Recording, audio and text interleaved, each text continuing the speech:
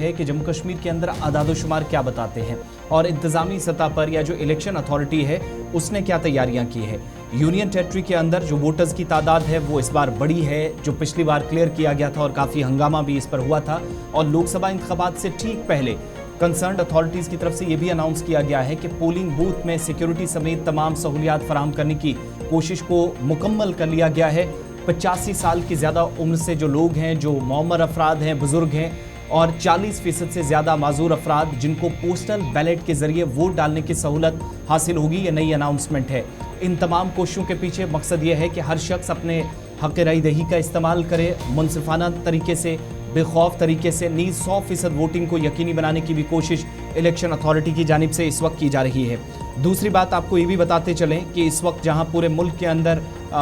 जो इकदाम उठाए जा रहे हैं या काम इस वक्त चल रहा है, उसके साथ साथ जम्मू कश्मीर के अंदर भी तमाम तर नज़रें जो हैं कि इस बार जो पोलिंग परसेंटेज काफ़ी कम रहती थी वो इस बार बेहतर हो, ये कोशिश हुई है। चीफ इलेक्टोरल ऑफिसर या CEO PK पोले ने एक खबरसां इदारे के साथ भी बात करते हुए इसकी तस्दीक पिछले दिनों भी की थी और दोबारा जब बैक टू बैक मीटिंग्स हुई तो कहा गया कि हर ज़िले के अंदर ख़वातीन से मुतल्लिक एक तो पिंक बूथ होंगे और जो माजूर अफराद हैं उनके लिए बूथ अलग से, जबकि यूथ बूथ यानी नौजवानों के लिए अलग से बूथ। तो 3 तरह के बूथ, ख़वातीन के लिए, मौमर अफराद के लिए, बुजुर्ग शहरियों के लिए और नौजवानों के लिए। अब यहाँ पर ड्यूटीज़ भी ऐसे अफराद की लगाई गई हैं जहाँ पर ख़वातीन को मुश्किलात ना आए। यानी अगर ख़वातीन के लिए पोलिंग स्टेशन हैं तो सिर्फ ख़वातीन पुलिस एहलकार होंगी या पोलिंग एहलकार होंगे, और ऐसे बूथ भी होंगे जहाँ सिर्फ माजूर अफराद जहाँ वोट डाल सकेंगे उनके लिए अलग से एहलकारों की तैनाती की जाएगी। इस बार एक इजाफी जो आंकड़ा पेश किया गया है, तकरीबन पूरे यूनियन टेरिटरी के अंदर जो पोलिंग स्टेशंस हैं वो 11,629 है और जो इजाफा हुआ है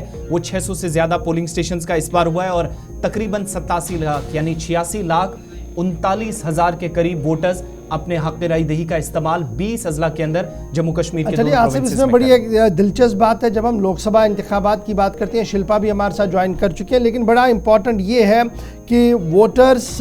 को अब वो पोलिंग बूथ तक लाने का अमल तो शुरू हो जाएगा, लेकिन प्रमोशन इस बात की जा रही है कि ज़्यादा से ज़्यादा वोटिंग हो जाए। और इस सिलसिले में जम्मू कश्मीर इंतज़ामिया ने पोस्टल वोटिंग का भी बंदोबस्त किया है। यानी अब ये पोस्टल वोटिंग कौन कर सकता है? जो बुज़ुर्ग अफराद हैं जिनकी उम्र 85 साल से ऊपर है, वो घर बैठे पोस्टल वोट के ज़रिए से भी वोट कर सकते हैं। सीधे शिल्पा शर्मा के पास चलेंगे जो इस पूरी खबर पर मज़ीद तफसीलात से हमें आगाह करेंगी। शिल्पा, आगाह करें जी। ये जो हम खबर बता रहे हैं कि वोटर लिस्ट मुकम्मल हो गए हैं पहले ही, और अब की बार जो माना जा रहा है कि वो नए वोटर्स, युवा वोटर जो है वो बहुत ज़्यादा है और उनको पोलिंग स्टेशंस तक लाने के लिए भी काफ़ी ज़्यादा तैयारियां की गई हैं। स्टेट इलेक्शन कमीशन हो, सेंट्रल इलेक्शन कमीशन हो, दोनों के तालमेल के बाद क्या कुछ खबर है और क्या कुछ ग्राउंड जीरो पर आप अभी देख पा रहे हैं इलेक्शन दफ्तर से? जी बिल्कुल, देखिए आगामी चुनाव की तैयारियों को लेकर पूरी तरीके से सुनिश्चित किया जा रहा है, जहां पर चीफ इलेक्टोरल ऑफिसर PK पोल के द्वारा बैठक में ये साफ तौर पर कहा गया, जिस तरीके से आसिफ सर ने कहा कि हर जिले में जो है यानी कि महिलाओं के लिए गुलाबी बूथ होगा, युवाओं के लिए अलग से बूथ होगा और साथ ही साथ जो विकलांग लोग हैं उनके लिए जो है वो अलग से बूथ होगा। और जो 85 वर्ष से अधिक जो लोग हैं, बुजुर्ग लोग हैं, साथ ही साथ 40% विकलांग जो लोग हैं उन्हें जो है वो डाक मतदाता जो है वहां से वो वोट कर सके की व्यवस्था की गई है। और साथ ही साथ मैं आपको बता दूं कि जिस तरीके से यानी कि स्पेसिफिक महिला मतदान है वो जो है यानी कि माफ कीजिएगा, जो स्पेसिफिक महिला है वो कर्मी वहां पर मतदान में देखने को मिलेगी, स्टाफ वहां पर देखने को मिलेगा। उसके बाद जो 25 यानी कि बूथ की जो स्थापना है वो 25 वर्ष से कम उम्र की युवाएं जो है वो बूथ की स्थापना करेंगे जिन्होंने कम से कम 3 वर्ष तक जो है वो सरकारी